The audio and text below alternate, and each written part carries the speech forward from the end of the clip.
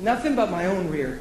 I want to learn. Just, if you're a singer and you're a songwriter, raise your hand. All right. Don't write songs to sell music. Don't get up in front of church. I'm not talking about, because God, He isn't going to have you just sing a bunch of songs to not ever fill people's need. God is interested in reaching people's need. But He's not interested in results, in tricks, in filling people's wants. He wants you actually to fill their need. And what is their need? Their need is sometimes just a simple song that'll bring them into a place of healing.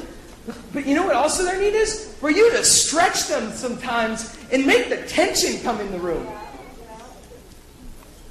Sometimes you know what they need? You know what sometimes people need? Just put a cellist up there. I mean, I can't stand keyboards anyway. Get rid of those things. Get rid of the drums.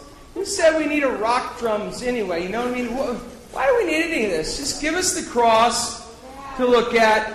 Give us a cello player that actually has trained. No, I mean it. And just have them play. Hey, on a Sunday morning sometime, every once in a while I do this. It's better for me anyway. I just did it actually. I'm just trying to, get around to, just take the Bible, because it's good. It's kind of like Larry Norman. You can blame Jesus. Take the Bible and just get used to. If you're afraid to just speak and offend people because you think that you're the one offending, well, try this. Just open up the Bible and read Matthew 5, 6, and 7. Just read maybe even just a portion of Matthew 5. And then just read the words of Jesus, and then just start getting used to people falling asleep. And start getting used to that tension in the room and that feeling of you've just ruined the anointing. Especially in like charismatic places, you get that. And just read Jesus' words and get used to Jesus being rejected. And then all of a sudden you'll realize, whoa, okay, I get it.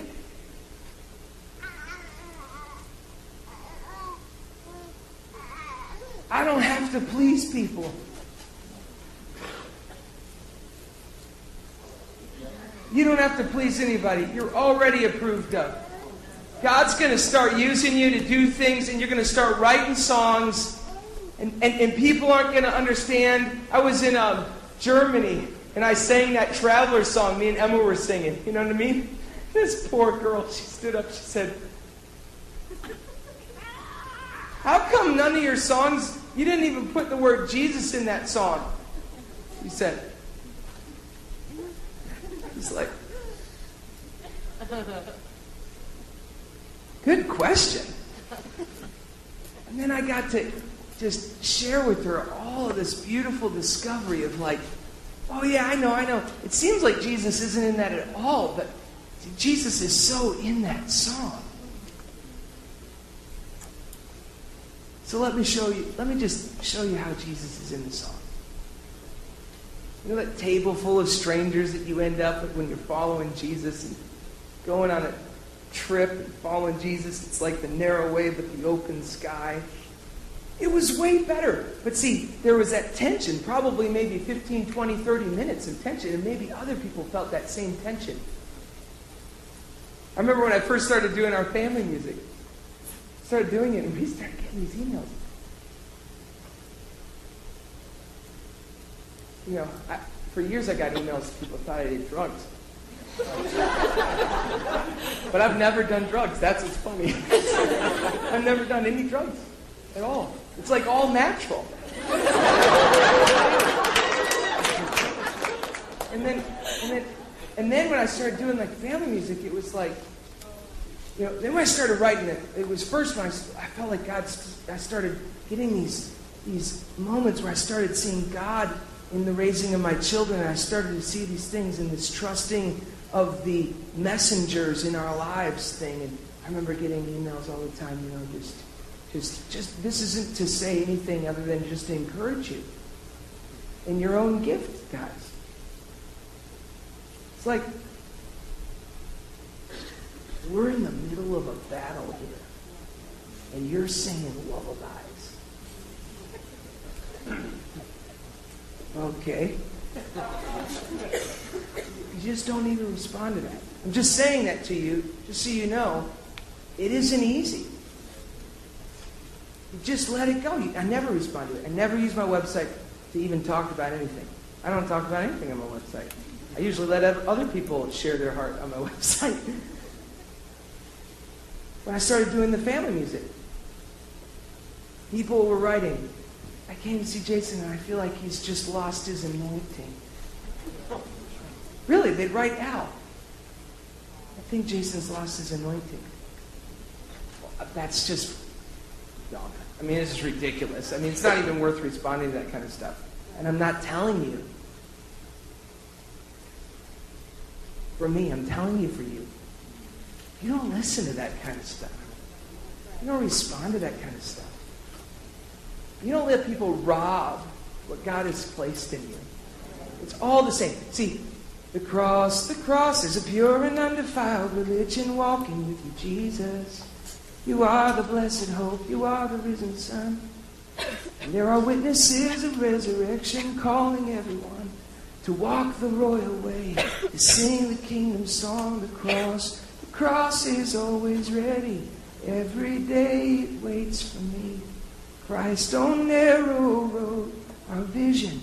Christ, the everlasting seed.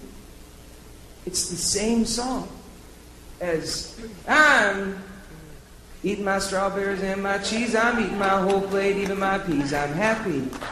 I'm so happy. I'm stuffing that oatmeal down my throat. I'm drinking my milk from the cows and goats. I'm happy. Making everybody happy. Why? Why is it the same song?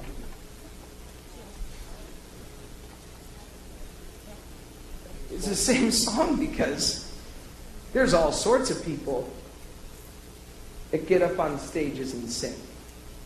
There's all sorts of people that write songs and put out CDs. God isn't interested in that. That's just my expression. That's not my act of worship. My act of worship is when I'm sitting there with my baby girl and she's spitting the food back at me. And I either enjoy and be present to that moment as a glorious, worthwhile moment. Mother Teresa, we all talk about her, but the reality is we don't realize that, see, she wasn't interested in the big things. It was like those small things. So, Lord, I say that because it's all, you can't, you are a prophetic word. You are sent from heaven. You will not go back up until you've succeeded in what He sent you to do. It's God He wants all of it. And He wants all of it in our expression too. And He wants all of it when you get up there. And He wants all of it when you're preaching. And He wants all of it when you're singing. And heck, let's just get rid of all this. And like my wife says, she was a 3-day eventer. She's like, how come the anointing only rests on singing and preaching? I wish we could just ride horses. Her church. Be awesome. Get down on your fours. I'm going to ride you right now.